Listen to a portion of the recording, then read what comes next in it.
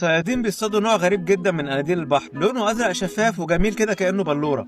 اسمه قنديل البحر الازرق او ميدوزا كانون بول. القنديل ده لما بيكبر بيبقى تقريبا في حجم طبق متوسط كده حوالي 20 سم، في اللي بيوصل منه ل 25 سم كمان. لونه بيختلف من ازرق فاتح لازرق غامق، ولما الشمس تضرب فيه بيلمع كده بلون ازرق خفيف يخليه شكله مبهر. شايفك في كومنتات يا اللي بتقولي ينفع يتاكل ولا لا.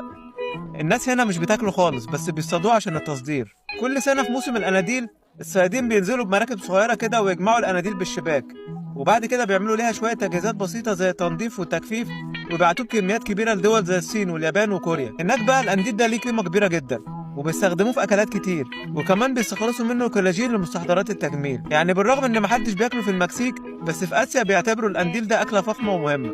هل لو اتحط لك القنديل ده في طبق في مطعم فخم هيجيلك نفس تاكله ولا لا؟ قول لي في الكومنتات. واخيرا لو عجبك الفيديو اضغط لايك وشير وتابعني وانتظر مزيد، وتذكر ان الافضل لم ياتي بعد. وشكرا. صيادين بيصطادوا نوع غريب جدا من قناديل البحر، لونه ازرق شفاف وجميل كده كانه بلوره. اسمه قنديل البحر الازرق او ميدوزا كانون بول. القنديل ده لما بيكبر بيبقى تقريبا في حجم طبق متوسط كده حوالي 20 سم، في اللي بيوصل منه ل 25 سم كمان. لونه بيختلف من ازرق فاتح لازرق غامق، ولما الشمس تضرب فيه بيلمع كده بلون ازرق خفيف يخليه شكله مبهر. شايفك في كومنتات يا اللي بتقولي ينفع يتاكل ولا لا.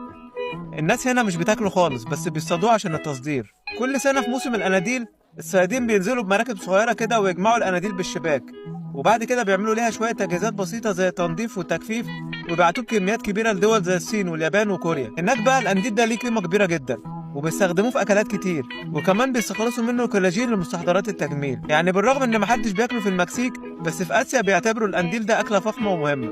هل لو اتحط لك القنديل ده في طبق في مطعم فخم هيجيلك نفس تاكله ولا لا؟ قول لي في الكومنتات. واخيرا لو عجبك الفيديو اضغط لايك وشير وتابعني وانتظر مزيد، وتذكر ان الافضل لم ياتي بعد. وشكرا.